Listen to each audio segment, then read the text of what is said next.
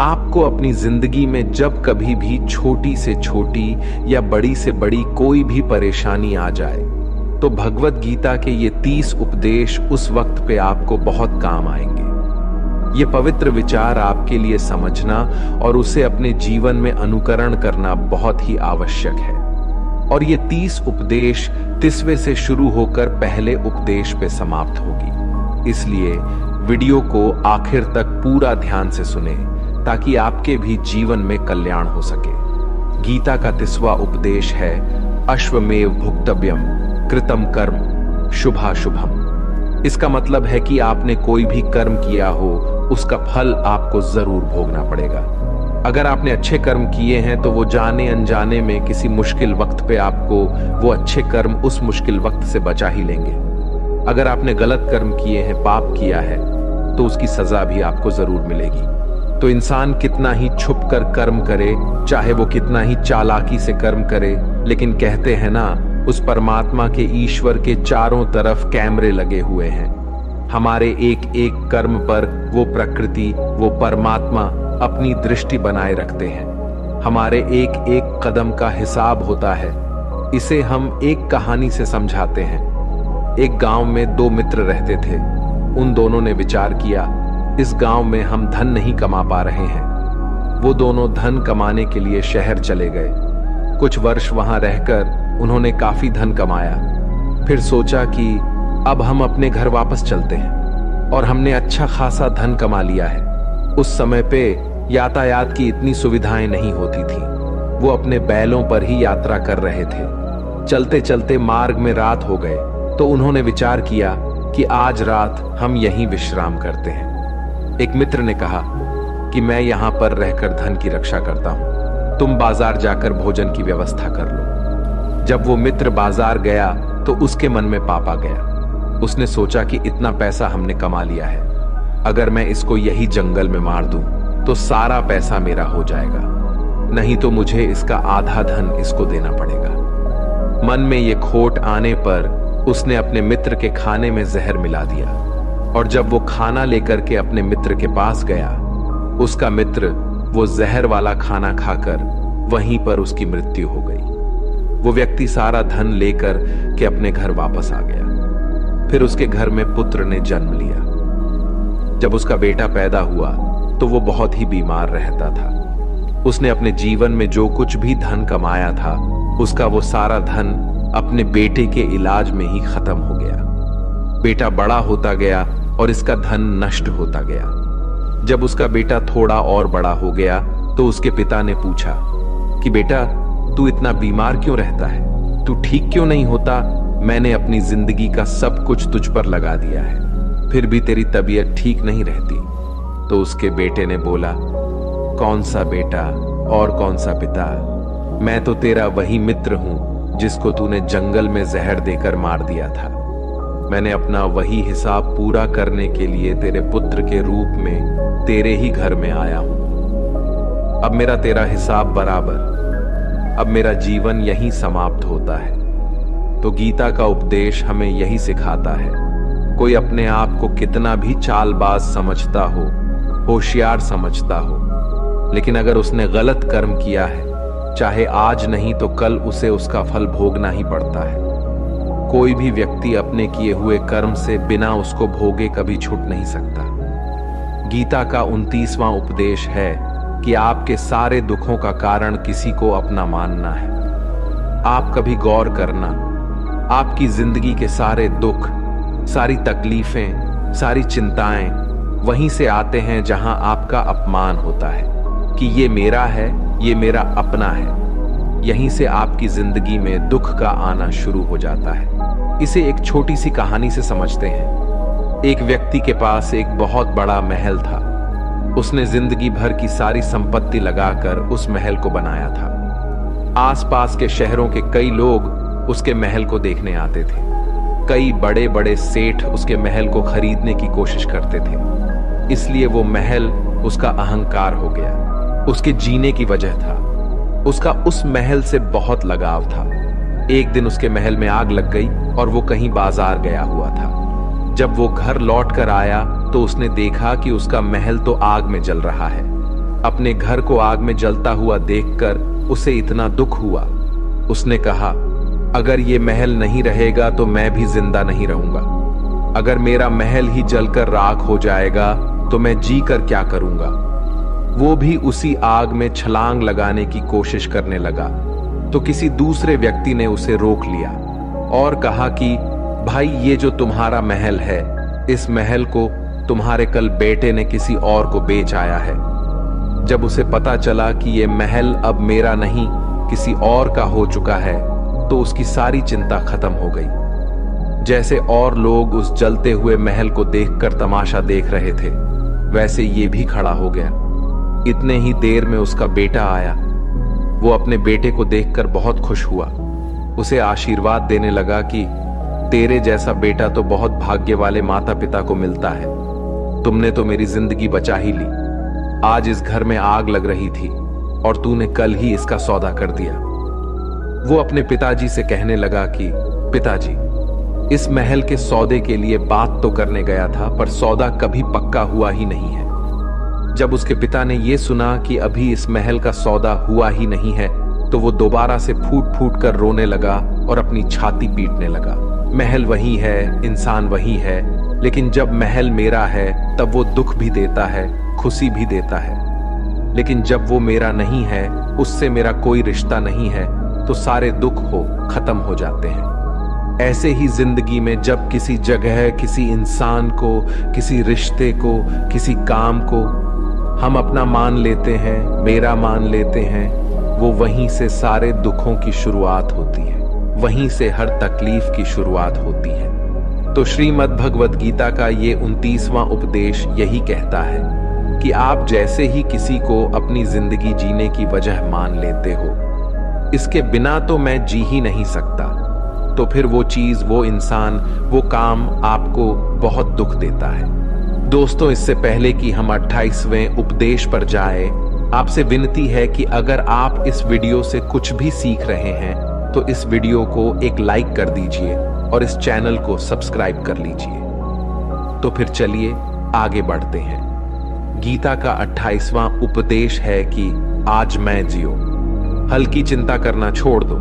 जो भी व्यक्ति अपनी बीते हुए कल या अपने आने वाले कल में खोया हुआ रहता है, वो जिंदगी में कभी खुश नहीं रह सकता। आपको जिंदगी में खुशी सिर्फ और सिर्फ तब मिल सकती है जब आप वर्तमान में जी सके, आज के आनंद को जी सके। बीते हुए कल और आने वाले कल का कोई वास्तविक अस्तित्व नहीं होता। वो सिर्फ आपकी बुद्धि और आपके विचारों में होता है। उसे सिर्फ आप अपने मन के अंदर और बुद्धि के अंदर जीते हैं। उसकी कोई वास्तविकता इतनी नहीं होती। उसे सिर्फ आप अपने मन के अंदर और बुद्धि के अंदर जीते हैं। लेकिन जिससे आप वास्तविकता में जीते हैं, वो आपका आज होता है, वो आपका चल रहा पल होता है। अगर आप अपने मन और बुद्धि को अपने भूतकाल और भविष्य काल में अटका कर रखेंगे तो याद रखना, आप कभी खुश नहीं रह पाएंगे। और अगर जिंदगी में खुश रहना चाहते हैं तो आज में और इसी पल में जीना सीखें। गीता का 27वां उपदेश है कि जो आपके साथ अधर्म करे, पाप करे, गलत करे, उसे दंड जरूर देना चाहिए। अगर आप उसे सहते हैं तो वो आपके साथ और गलत करता रहेगा। अगर आप उसे सहते हैं तो उसके पाप में आप भी भागीदार हो जाएंगे। अर्जुन श्री कृष्ण से कहने लगे कि जिनसे मैं युद्ध करने जा रहा हूं, ये सब मेरे भाई हैं, मेरे गुरुजन हैं। मैं इनके सामने कैसे हथियार उठाऊं, इनको कैसे मारूं?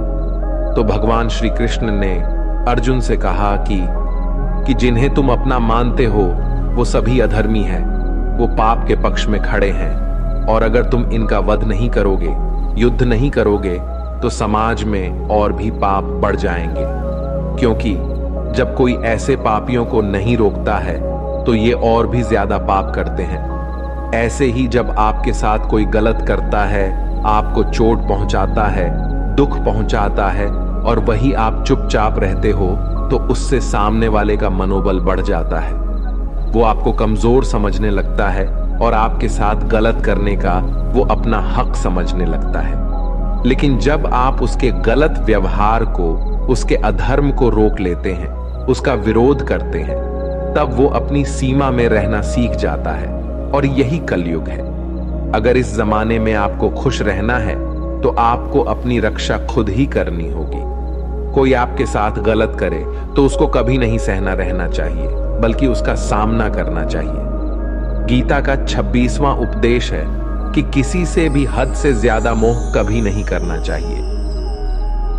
जिससे भी आप सबसे ज्यादा मोह लगाओगे, देखना वो आपको अवश्य रुलाएगा। मोह की वजह से ही आप किसी के पीछे मरते रहते हैं। मोह की वजह से ही आपको कई बार अपमान भी सहना पड़ता है, और कई लोगों को मोह की वजह से ही अपना अपमान दिखता भी नहीं है कि सामने वाला मेरी इज्जत तक नहीं कर रहा और मैं इसके पीछे मरा जा रहा हूं। वो आपकी आंखों पे ऐसी पट्टी लगा देता है कि आपको सच और झूठ दिखाई ही नहीं देता। आपको किसी इंसान का चेहरा दिखाई नहीं देता। आप जो देखते हैं, जो सुनते हैं, उसी पर यकीन करने लगते हैं। फिर चाहे आपको कितना ही दर्द मिल रहा हो, अगर आप किसी इंसान को ठीक से समझना चाहते हैं, उसकी सच्चाइयों को जानना चाहते हैं, तो उसके लिए बहुत जरूरी है कि आप उसके मोह से जल्द बाहर आ जाएं। आपका मोह आपको दुख देता है। जिस दिन मोह खत्म, उस दिन आपको किसी भी रिश्ते से कोई दुख नहीं मिल सकता, क्योंकि आपको फिर कोई फर्क ही नहीं पड़ेगा। गीता का 25वां उपदेश ये है कि आप वो मत करो जो सभी करते हैं, बल्कि वो करो जो आपके लिए सही है। स्वधर्मम निधनम श्रेय भारत धर्मो भयावह। श्री कृष्ण ने अर्जुन से कहा कि एक जो तेरा कर्तव्य है, जो तेरे लिए सही है, जो तुझे करना चाहिए वो कर तू। कभी भी वो काम मत कर जो दुनिया कर रही है।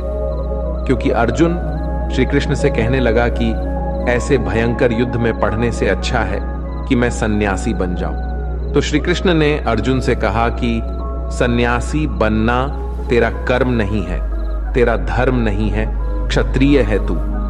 कर्म और तेरा धर्म यही है कि तू अधर्म का नाश कर, धर्म की रक्षा कर। ऐसे ही हर इंसान का एक अलग कर्तव्य होता है, एक अलग ही मार्ग होता है।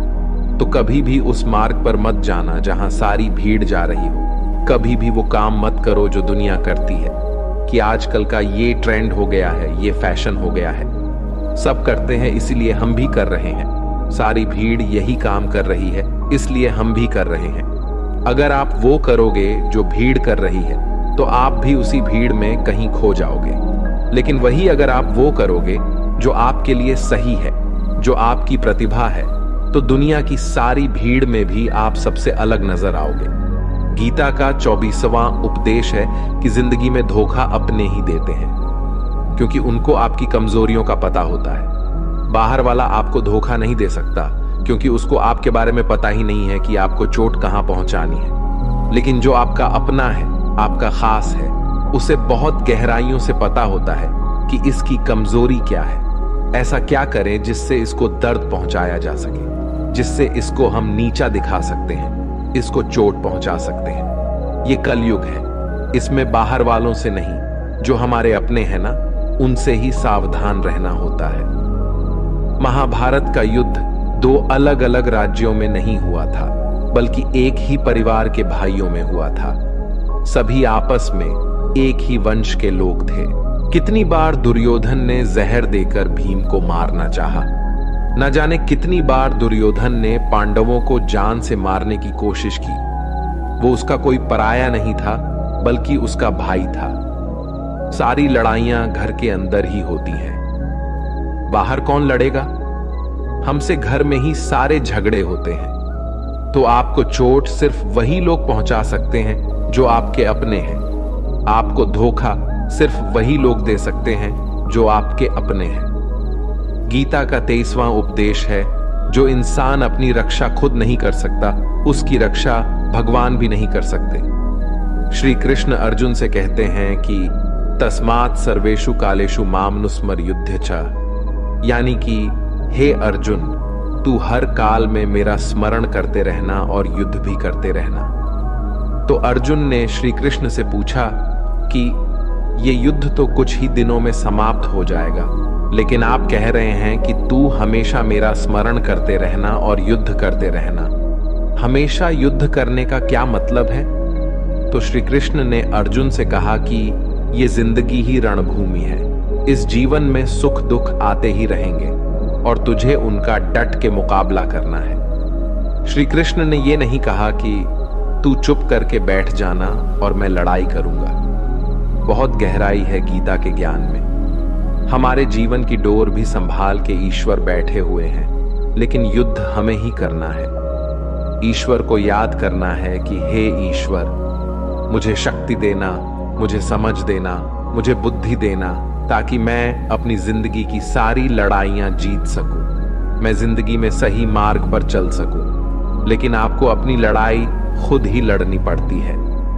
जो लोग ये कहते हैं कि हम कुछ नहीं करेंगे, सभी ईश्वर करेंगे, तो कहते हैं कि आलसी इंसान को देखकर तो भगवान भी घबरा जाता है। ये कुछ नहीं करेगा।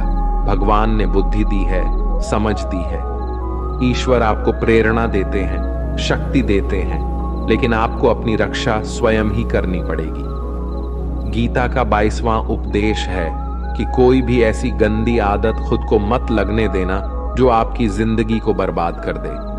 कहीं ना कहीं महाभारत का ये युद्ध एक जुआ की आदत की वजह से ही शुरू हुआ था। सारा खेल वहीं से शुरू हुआ था।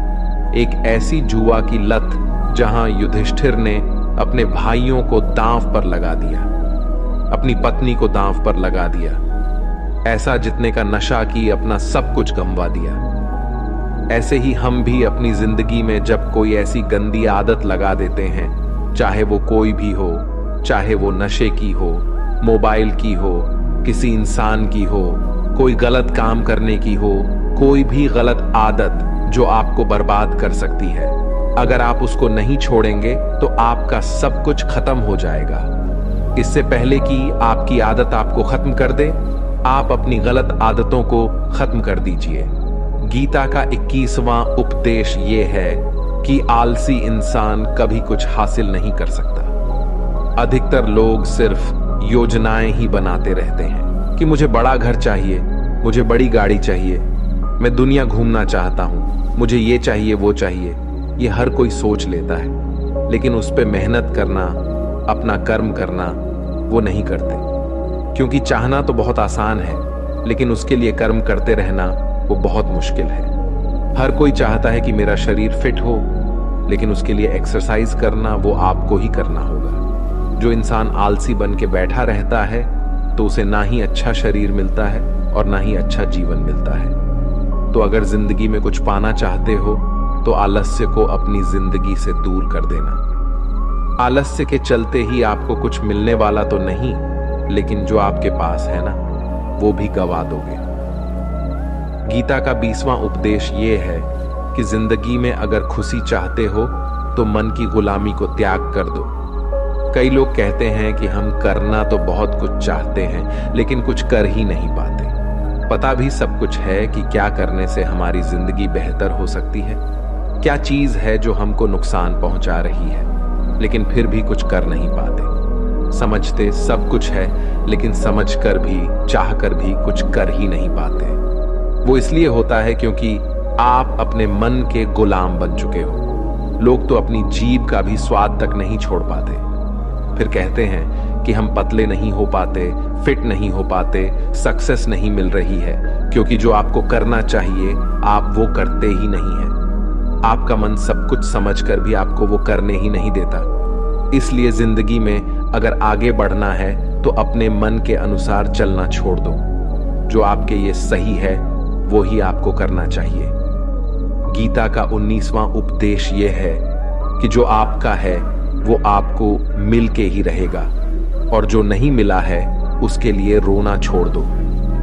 आप जिसके लिए जितना रोगे वो चीज आपसे उतना ही दूर चली जाएगी, और जो चीज आपकी सच में है वो कहीं ना कहीं से आपके पास जरूर पहुंच जाएगी। इसलिए जो आपको जिंदगी में हासिल नहीं हो रहा है, हासिल नहीं हुआ है, उसका पछतावा करना, उसके लिए रोना आपको बिल्कुल बंद कर देना चाहिए।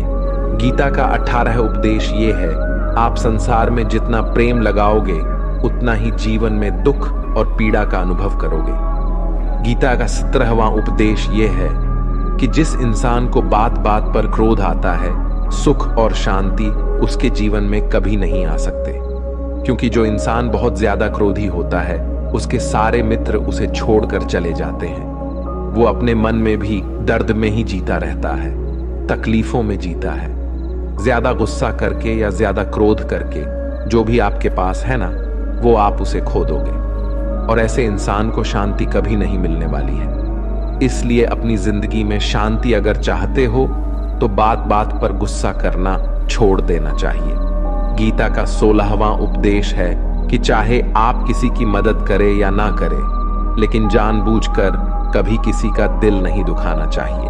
क्योंकि जब आपकी वजह से किसी का दिल दुखता है ना, तो याद रखना आपको भी वही दर्द एक दिन जरूर मिलेगा। लेकिन जब आप किसी का दिल दुखाते हैं तो आपको भले पता ना चलता हो, लेकिन जब कोई भी आपका दिल दुखाता है तब आपको समझ में आ जाता है कि दिल पर चोट लगने की वजह से कितना दर्द होता है। इसलिए चाहे आप किसी की मदद करो या ना करो, लेकिन किसी का दिल कभी भी नहीं दिखाना चाहिए। गीता का 15वां उपदेश ये है कि जो मुश्किल वक्त में, जो दुख के समय में आपका साथ दे, सिर्फ वही आपका अपना है। बाकी सब अपनेपन का नाटक करने वाले बहुत लोग होते हैं। बड़ी बड़ी बातें करने वाले बहुत लोग होते हैं कि हम आपसे बहुत प्रेम करते हैं। कोई भी दुख हो, कोई भी तकलीफ हो, हमें याद कर लेना। लोग दुख उठाने की बात करते हैं, लोग आने जाने की बात करते हैं, हाथ मिलाना तो ठीक से नहीं जानते और दिल मिलाने की बात करते हैं।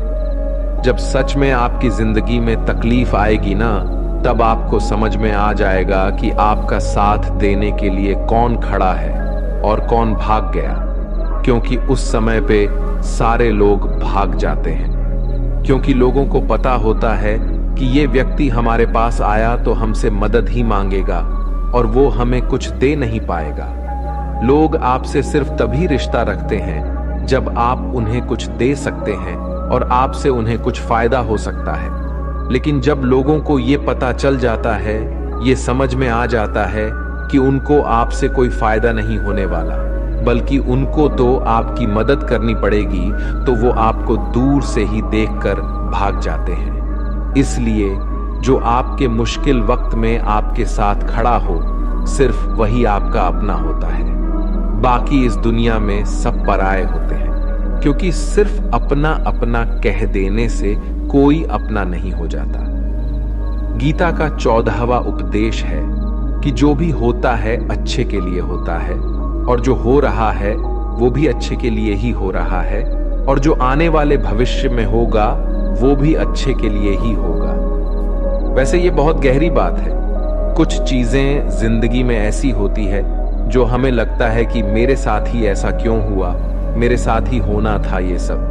लेकिन जब वो वक्त गुजर जाता है, एक दिन हमको समझ आ जाता है कि अगर हमारे साथ ये सब नहीं होता तो आज हम इस मुकाम पर नहीं होते।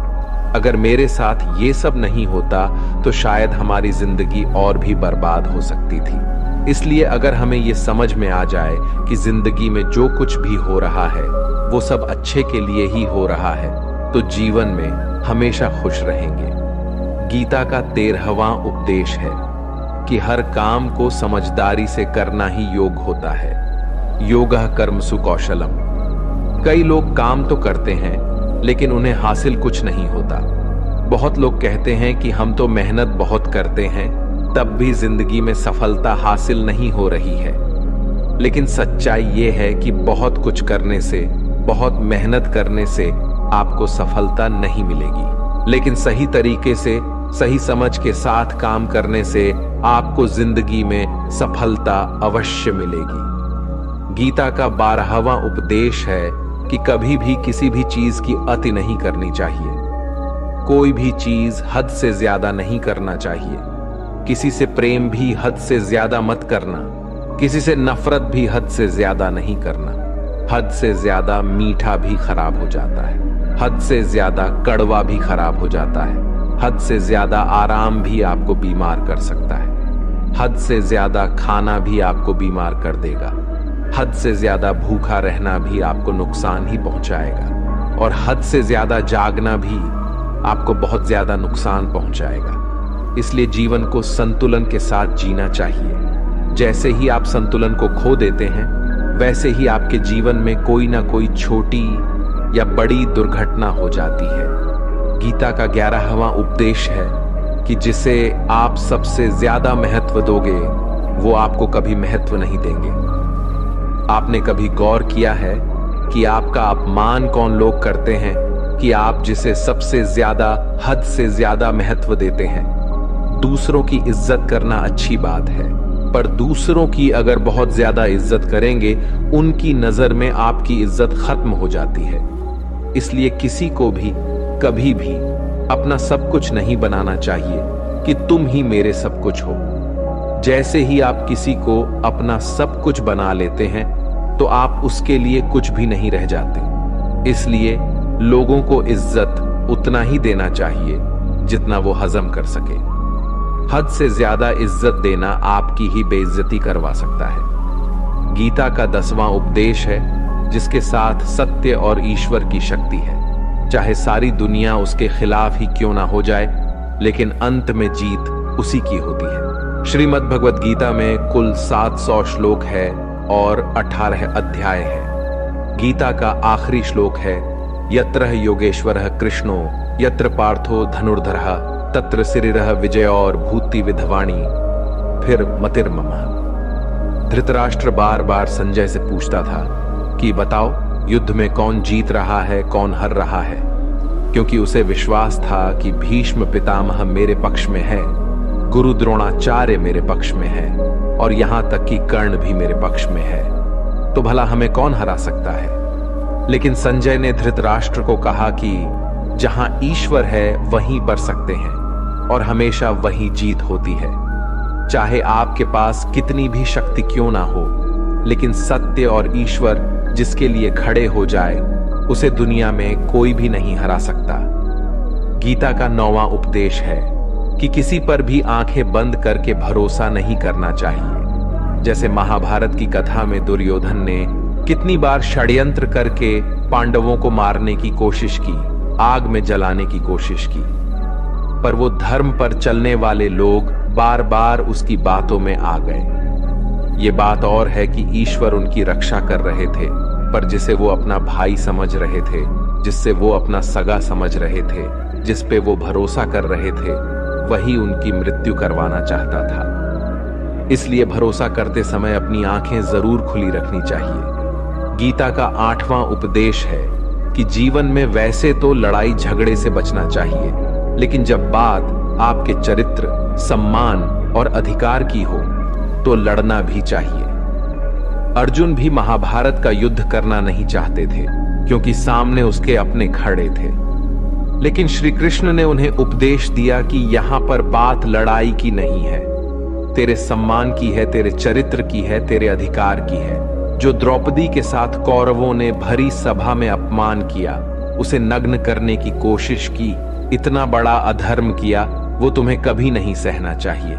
इसलिए बात जब आपके चरित्र पर आ जाए, आपके सम्मान पे आ जाए, तो चाहे वो अपना ही क्यों ना हो, आपको उसके साथ अवश्य ही लड़ना चाहिए।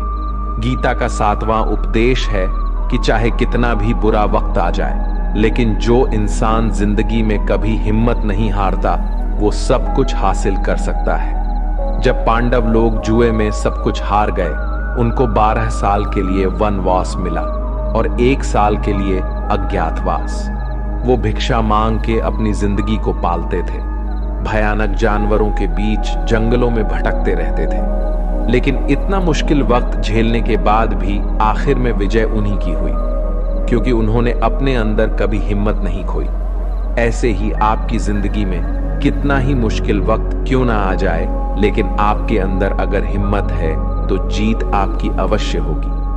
गीता का 6ठा उपदेश है कि जो किसी और का है, उस पर कभी अधिकार अपना नहीं जमाना चाहिए, कभी कब्जा नहीं करना चाहिए। जब शकुनी ने षड्यंत्र करके पांडवों को हस्तिनापुर से अलग करवा दिया, एक राज्य दे दिया जहां की भूमि भी बंजर थी, जहां और कुछ नहीं हो सकता था, लेकिन पांडवों ने उस शहर को इतना सुंदर बना दिया, इतना वैभवशाली बना दिया कि हस्तिनापुर भी उसके आगे फीका लगने लगा। और उसके वैभव को और सुख को देखकर दुर्योधन अंदर ही अंदर जलता था और इसलिए उसने कई षड्यंत्र करके उनका वो खांडव प्रस्थ भी उनसे छीन लिया। जो चीज उनकी नहीं थी उस पर भी कब्जा किया। तो उसका आखिर में परिणाम यही हुआ कि जो चीज उनके पास थी वो भी उसके पास नहीं रही, उसे गंवाना पड़ गया। इसीलिए जो आपका नहीं है कभी उस पर अधिकार नहीं जमाना चाहिए। गीता का 5वां उपदेश है कि वो इंसान जिंदगी में सफल माना जाएगा जो अंदर से हमेशा खुश रहता है। बाहर से तो सभी खुश दिखाई देते हैं, लेकिन अंदर से इंसान अशांति से भरा रहता है। बहुत पैसा कमा लिया, कामयाबी हासिल कर ली, लेकिन वो कामयाबी असली नहीं। असली कामयाबी तब मानी जाएगी जब आपका मन खुश रहता हो। गीता का 4था उद्देश्य यह है कि आप जैसा अन्न खाओगे वैसा ही आपका मन और आपकी बुद्धि होगी। अब वैसा ही कर्म करोगे और वैसा ही आचरण करोगे। सात्विक अन्न खाओगे तो आपका मन भी सात्विक होगा, सात्विक व्यवहार भी करोगे, सोच भी आपकी अच्छी होगी। श्री कृष्ण ने भागवत गीता में सात्विक, राजसी और तामसी इन तीनों आहारों का विस्तार से वर्णन किया है कि क्या खाना चाहिए, क्या नहीं खाना चाहिए। पर इसका निचोड़ यही है कि जो मनुष्य सात्विकता से भोजन करता है उसे जीवन में सुख और शांति अवश्य मिलते हैं। गीता का 3रा उपदेश है कि बुरा इंसान कभी अपनी बुराई नहीं छोड़ेगा। चाहे आप उसके साथ कितना भी अच्छा चलो, वो आपको तकलीफें अवश्य ही देगा। इसलिए जो जैसा है आप उसके साथ वैसा ही व्यवहार करें। बुरे इंसान के साथ आप कितना भी अच्छा बन जाओ, वो कभी अच्छा नहीं बनने वाला। दुर्योधन जंगल में पांडवों को मारने के लिए गया था, लेकिन वहां पर भी लोगों ने दुर्योधन को पकड़ लिया। उसका मित्र कर्ण भी उसे छोड़कर भाग गया। वो भील दुर्योधन को मार देना चाहते थे, लेकिन युधिष्ठिर अपने भाई की रक्षा करने के लिए वहां पहुंच गया और उसके जीवन की रक्षा की। लेकिन उसके बाद क्या हुआ? वो हमेशा पांडवों को नुकसान ही करता रहा। इसलिए अगर कोई इंसान बुरा है, उसके साथ आप ज्यादा अच्छा बनने की कोशिश ना करो। जो जैसा है उसके साथ वैसा ही व्यवहार करो। गीता का 2रा उपदेश है कि मृत्यु से डरना व्यर्थ है। हर व्यक्ति के मन में मृत्यु का भय होता है। इस संसार का जब से निर्माण हुआ है तब से जन्म मृत्यु का चक्र चला आ रहा है। यह प्रकृति का नियम है। इस सत्य को स्वीकार करके भय मुक्त होकर आज में जीना चाहिए। किसी को भी आने वाले पल के बारे में कुछ नहीं पता होता, लेकिन इस संशय में भयभीत रहने से जीवन नहीं दिया जा सकता। गीता का पहला उपदेश है कि जो इंसान अपने कर्मों को समय पर खत्म नहीं करता, समय की कद्र नहीं करता, उसकी जिंदगी का सारा समय व्यर्थ ही समाप्त हो जाता है, क्योंकि समय ही आपका जीवन है। अगर आप अपने समय को व्यर्थ में नष्ट करते रहेंगे और उसे गवाह देंगे तो आपको जीवन में कुछ भी हासिल नहीं होगा। अगर कुछ जिंदगी में पाना चाहते हैं तो समय की कदर अवश्य करना सीखो। जो भी व्यक्ति गीता के इन 30 उपदेशों को रोज सुनेगा, समझेगा, तो जिंदगी की कितनी भी मुश्किल से मुश्किल घड़ी क्यों ना आ जाए, उसे ऐसे मुश्किल वक्त में भी रास्ता अवश्य मिलेगा।